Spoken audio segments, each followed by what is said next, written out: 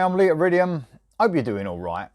Iron Maiden, new song, been waiting. They've been teasing stuff for probably a little over a week now. Bruce Dickinson done some stuff, teasing it all week and set a notification up, wondering what it was, hoping it was going to be a new song. It is a new song. Clicked on it for about 3 seconds, noticed there's some music, turned it off. Reaction time. Wanted to listen, but first time reaction with you guys. So here we go. So the song's called The Writing on the Wall. That's been teased as well throughout the week. So I think everyone sort of thinks that might be the name of the album.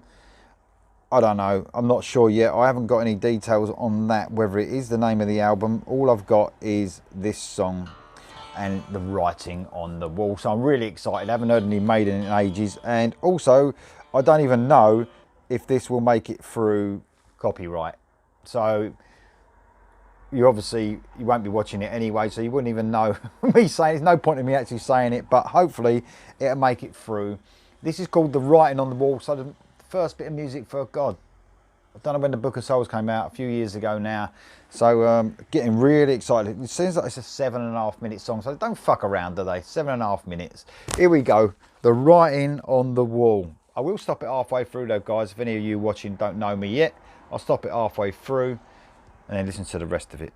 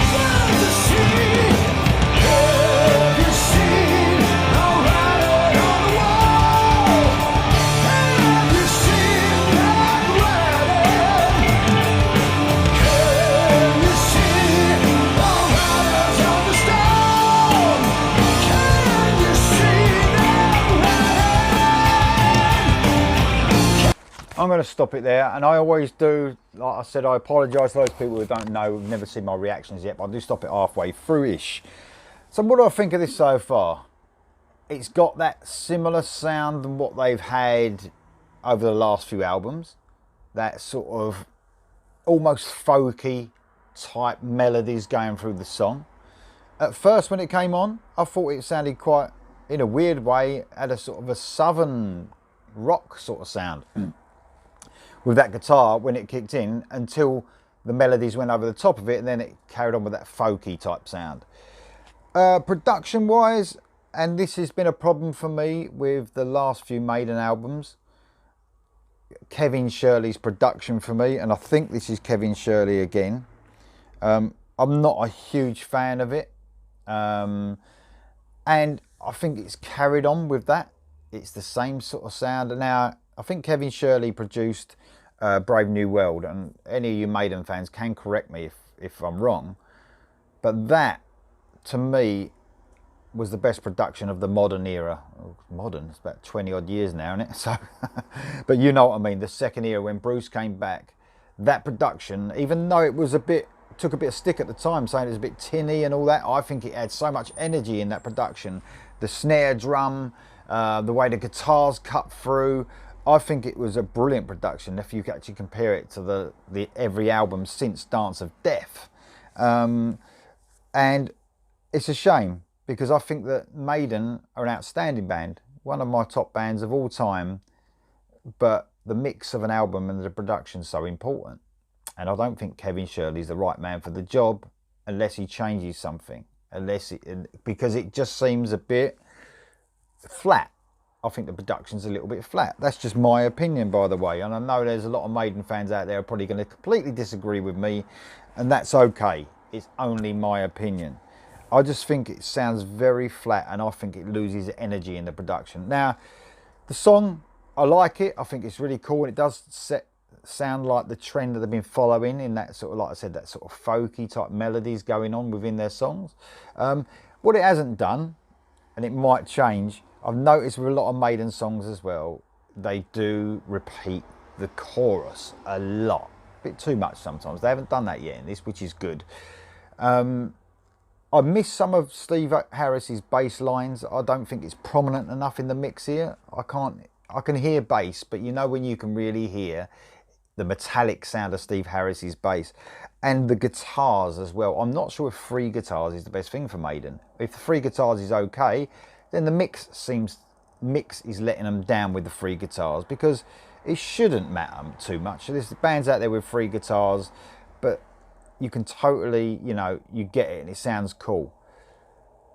I'm waiting to hear the solo and see if the guitarists swap around, because I think a lack of character in the guitar sounds is a problem with Maiden lately. I can't tell the difference whether, and I used to on the old albums, Adrian Smith used to come in after Dave Murray, and you can totally hear distinct different sound in their guitar tones, and oh yeah, that's Adrian Smith, that's Dave Murray, you know.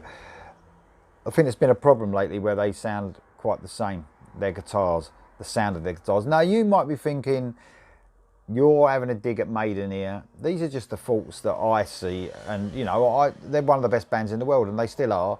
So I want perfection, as we all do when we listen to a Maiden song. We've had so many classic songs and albums over the years. You just want it.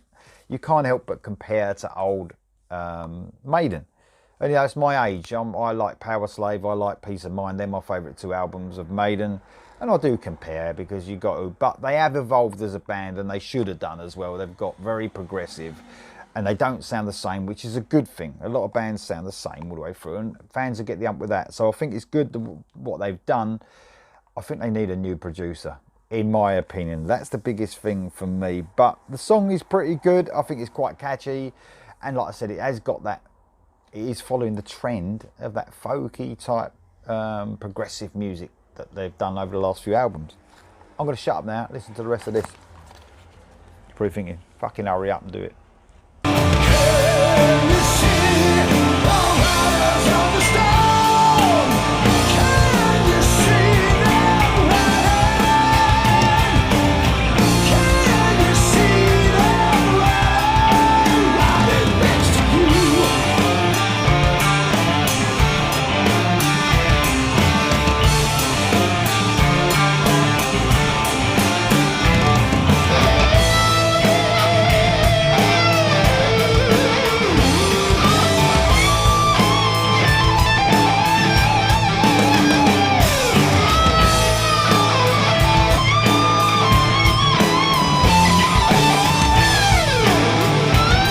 very similar melodies there. Very distinct melodies.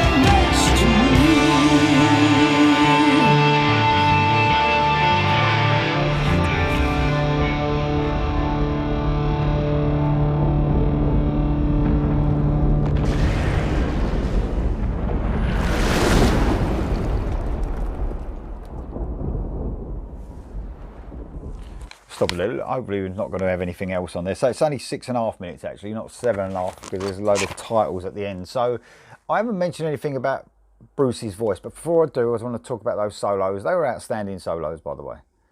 Really cool solos, but I love that they had the distinctive folky bit there, as you might have noticed. Like there was a guitar solo, then the folky type bit that they have carried on with over the last few albums. But I honestly couldn't. And look, I'm not a guitar technician. I've been in a band, but I was only singing. So I'm not a guitar expert, but I couldn't tell the difference of who was playing the guitar. I didn't know if all three of them played, who was taking the turns. Not sure, because of the tones of the guitars. It's not distinct to me anymore. And I used to love that. When Adrian Smith had a more sharper sound to his guitar, Dave Murray had that sort of warm feel to his guitar. There's probably going to be some people in the comments who will say, you don't know what the fuck you're talking about. I know exactly what it is. And you probably do. I don't. Simple as that. Let's talk about Bruce Dickinson. Now, you know what? I really love his voice in this. And what I haven't liked about him, and he's got a great voice, by the way. Let's just get out of the way. He's got a brilliant voice. But I think he's doing the right thing in this song. He's keeping at that lower range, and I think that's where, because of his age, I think that's the perfect thing to do. His lower range, he's got such a cool tone to his voice. He should stick with that sort of lower range. I know he can't when he sings live because he has to do all these older songs. But if you notice how cool his voice sounds at that lower range when he's not stretching. Sometimes when he stretches, and we're talking, a good example of that on the last album would have been Speed of Light. And I know he had problems with his voice because of cancer, that without a doubt, that's a big factor. But if you notice on Speed of Light, and before that album, when he stretches, he's not quite getting there, and it sounds like he's stretching his voice. I love it when he sings at that lower range. Exactly what he's doing in this song. He does a brilliant job. Bruce Dickinson does an absolutely brilliant job. The song is very catchy, didn't repeat itself too much either. It's got that progressive nature, but not the repeats, which they had McCats playing about. He's just fucking so annoying. But no, I thought the song was great. I think the biggest letdown about that song, and I know it's not all about the mix and the production, but it is. That's the biggest letdown about this song. The song's a great song, but it almost feels as well as if the mix on Bruce Dickinson's voice, even though he'd done a great job, it was sort of in the background, almost echoey, like in a tin can type slight, not quite sharp enough. But the song itself, there's no doubt. I'm being picky because I'm a massive Maiden fan and I want them to, I expect perfection every time I listen to a Maiden song. It was a fucking excellent song. I just think the mix let it down slightly, like it has done over the last few albums. Only my opinion, don't shoot me. Put your comments below what you actually think of the new Maiden song, writing on the wall. Let me know below, and I'll see you next time.